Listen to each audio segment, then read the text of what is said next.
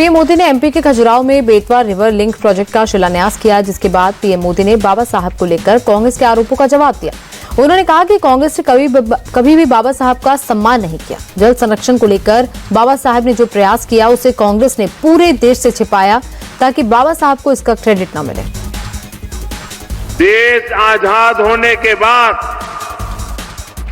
भारत की जल शक्ति, भारत के जल संसाधन, भारत में पानी के लिए बांधों की रचना, इन सब की दूरदृष्टि किसी एक महापुरुष को क्रेडिट जाती है तो उस महापुरुष का नाम है बाबा साहब आंबेडकर।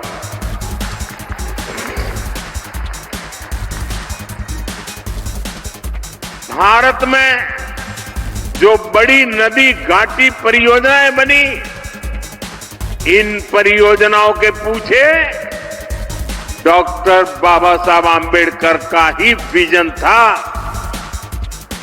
आज जो केंद्रीय जल आयोग है, इसके पीछे भी डॉक्टर आंबेडकर के ही प्रयास थे, लेकिन कांग्रेस ने कभी जल संरक्षण से जुड़े प्रयासों के लिए, बड़े बांधों के लिए बाबा साहब को श्रेय नहीं दिया, किसी को पता तक नहीं चलने दिया। कांग्रेस इसके प्रति कभी भी गंभीर नहीं रही। अब बात दिल्ली के दंगल की। केजरीवाल की महिलाओं को 2100 रुपए और बुजुर्गों की मुफ्त इलाज योजना को दिल्ली सरकार ने फर्जी बताया है। इस पर केजरीवाल का बयान सामने आया। केजरीवाल ने माना कि ये चुनावी घोषणा है। केजरीवाल ने साफ किया कि इन योजनाओं का लाभ चुनावों के बाद मिलेगा। तो जाहिर तौर पे ये चुनावी घोषणा है। चुनावी घोषणा के बेसिस पे जनता को भरोसा है, तो जनता को भरोसा है, जनता रजिस्टर कर रही है। जो लोग रजिस्टर कर रहे हैं उन लोगों को चुनाव के बाद हम अपने ये वाली वो दिलाएंगे, उनको ये बेनिफिट दिलाएंगे। इनका पूरा मकसद है कि जनता को 2100 रुपए की योजना का बेनिफिट ना मिले। इनका पूरा मकसद है कि जनता को संजीवनी योजना का बेनिफिट ना मिले। इनका पूरा मकसद है कि दिल्ली के अंदर किसी भी तरह से फ्री बिजली बंद हो। मैंने कहा था कि जब मैं मुख्यमंत्री था, मेरे ऊपर खूब दबाव डाला गया कि मैं दिल्ली की बिजली कंपनियों को अडानी को बेच दूं ताकि दिल्ली के अंदर भी फ्री बिजली बंद हो जाए, लेकिन मैंने ऐसा नहीं होने दिया। मैं दिल्ली के लोगों को भरोसा दिलाता हूं, जब तक आपका केजरीवाल जिंदा है, दिल्ली की फ्री बस यात्रा मैं बंद नहीं होने दूंगा। ये मेरे को चाहे 10 बार जेल में डाल लें, दिल्ली के अंदर 2100 रुपए आप लोगों को दिला के रहूंगा। आज भी देखिए लंबी लंबी लाइन लगी हुई है, जो मर्जी नोटिस निकलवा ले, अफसरों पे दबाव डाल के झूठे नोटिस निकलवा ले। लोग आ रहे हैं, लोगों को इन पे भरोसा नहीं है, लोगों को केजरीवाल पे भरोसा है। दिल्ली के मुख्यमंत्री आतिशी ने अपना पक्ष रखा। आतिशी ने पहले तो ये कहा कि उन्हें बिना बताए अफसरों ने ये विज्ञापन छपवाए हैं, ऐसे में उनके खिलाफ एडमिनिस्ट्रेटिव एक्शन भी होगा और पुलिस एक्शन भी लिया जाएगा। इसके बाद वो स्कीम पर आई। आतिशी ने कहा कि महिलाओं को हर महीने 1000 रुपए देने वाली स्कीम को पहले ही नोटिफाई किया जा चुका है। आज अखबार में ये सूचना निकाली गई कि महिला सम्मान ऐसी कोई योजना नहीं है, जबकि दिल्ली सरकार का कैबिनेट डिसीजन है। दिल्ली सरकार का ये नोटिफिकेशन है इस कैबिनेट डिसीजन का। ये नोटिफिकेशन पब्लिक डोमेन में है कि ये स्कीम है 1000 रुपए की, ये नोटिफाई हो चुकी है। उसके बावजूद भारतीय जनता पार्टी ने कुछ अफसरों पे दबाव बनाया है। उन अफसरों पे सख्त से सख्त कार्रवाई होगी।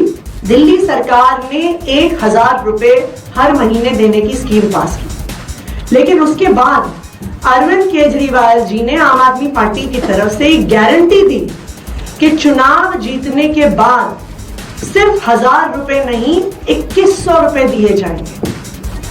उसके बाद अरविंद केजरीवाल जी ने यह घोषणा करी कि चुनाव जीतने के बाद जब फिर से सरकार बनेगी तब एक संजीवनी योजना लाई जाएगी, बुजुर्गों को चाहे सरकारी हो चाहे प्राइवेट हो फ्री इलाज देने की।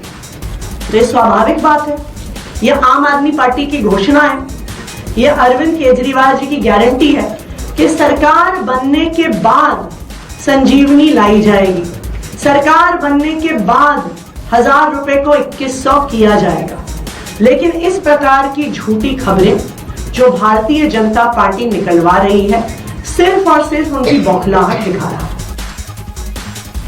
बीजेपी नेता कपिल मिश्रा ने केजरीवाल पर निशाना साधा। कपिल मिश्रा ने कहा कि केजरीवाल दिल्ली की महिलाओं को गुमराह करने की कोशिश कर रहे हैं। ये एक तरह का फाइनेंशियल स्कैम है। सोचिए, एक भोली भाली दिल्ली की महिलाएं हैं, बस्तियों में, झुग्गियों में, कॉलोनियों में आपने कैंप लगा लिया और आप कह रहे हैं ये फॉर्म भर दो, तुम्हारे खाते में पैसा आ जाएगा। उसमें आप उनका नाम ले रहे हो, उनके खाते की जानकारी ले रहे हो, फॉर्म भरवा रहे हो और ये योजना एग्जिस्ट ही नहीं। इससे बड़ा फ्रॉड। और आप किन भोली बहनों को, बेटियों को, उनको आप लोग बेवकूफ़ बनाना चाह रहे हो, उनके साथ फ्रॉड करना चाह रहे हो और खाली घोषणा नहीं कर रहे, प्रॉपर कैंप लगा के फॉर्म भरना शुरू कर दें। ये बहुत बड़ा फाइनेंशियल फ्रॉड है और मुझे लगता है कि इसकी एक फ्रॉड की जैसे जानकारी इन्वेस्टिगेशन होती है, वैसे ही इसकी इन्वेस्टिगेशन होनी चाहिए। बीजेपी नेता मनजिंदर सिंह सिरसा ने भी केजरीवाल पर आरोपों की झड़ी लगा दी। सिरसा ने कहा कि सरकार के मंत्रालय ही ऐसी किसी योजना से इनकार कर रहे हैं। प्राइवेट लोगों से निजी जानकारी इकट्ठा की जा रही है। केजरीवाल दिल्ली वालों के साथ फ्रॉड कर रहे हैं। केजरीवाल जी एक बहुत बड़े फ्रॉड हैं, नौटंकीबाज हैं। आज हैरानगी यह है कि वो 2100 रुपये के फार्म भरवा रहे थे और उन्हीं के मंत्रालय ने आज स्पष्टीकरण दे दिया कि ऐसा कोई भी स्कीम आज नहीं है जिसमें 2100 रुपया महिलाओं को दिया जाने की कोई योजना हो। और यह भी स्पष्ट किया कि जो ऐसा कर रहे हैं वो प्राइवेट लोग डेटा कलेक्ट करने के लिए, डेटा चोरी करने के लिए, मोबाइल नंबर लेने के लिए और उनके बैंक डिटेल लेने के लिए कर रहे हैं। देखिए, इस कदर के मुख्यमंत्री फ्रॉड हो सकता है। मुझे याद नहीं आता कि देश में इतना बड़ा फ्रॉड छल किया हो किसी ने वोटरों के साथ कि नकली फार्म भरवा रहे हैं और उनका मंत्रालय ही कह रहा है कि ऐसी कोई स्कीम नहीं है और जब होगी तब ऑनलाइन ही जमा होंगे फार्म। तो ये बहुत बड़ा फ्रॉड है अरविंद केजरीवाल, जिससे स्पष्ट होता है फ्रॉडों का fraud Arvind Kejriwal. Delhi BJP chief Virendra Sachdeva ने केजरीवाल पर निशाना साधा। सचदेवा ने कहा कि केजरीवाल कह चुके हैं कि उनकी पार्टी चुनाव जीती तो फिर वही मुख्यमंत्री बनेंगे, लेकिन इसके साथ ही केजरीवाल ये कोशिश कर रहे हैं कि आतिशी को रास्ते से हटाया जाए। आम आदमी पार्टी और दिल्ली की सरकार में सब ठीक नहीं है। चस्का तो महल का है और फिर खुद अरविंद केजरीवाल कहते हैं अगर ये नहीं होगा तो फिर तुम जेल जाओगी। आखिर अरविंद केजरीवाल के पास ऐसा कौन सा दस्तावेज है जो वो आतिशी मारलेना को जेल भेजना चाहते हैं? खुद जमानत पर छूटे हुए अपराधी हमें समझ में आता है, कई सारे साथी उनके जमानत पर छूटे हमें समझ में आता है, पर एक महिला को आप जेल क्यों भेजना चाहते हैं?